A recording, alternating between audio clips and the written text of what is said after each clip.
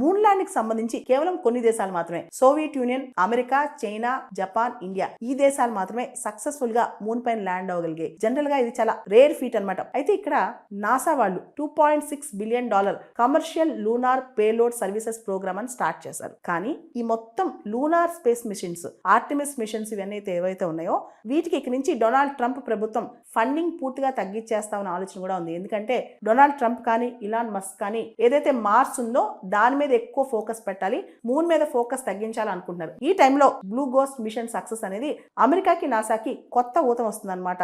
NASA వాళ్ళు private sector తో partnership చేసి ముఖ్యంగా నాసా వాళ్ళ మూన్ మిషన్స్ వాటికి సపోర్ట్ చేయడం కోసం, అదే విధంగా మూన్ మిషన్ కి ఖర్చు తగ్గించడం కోసం ఈ ప్రైవేట్ స్పేస్ ఏజెన్సీస్ ని ఎంకరేజ్ చేస్తున్నారనమాట.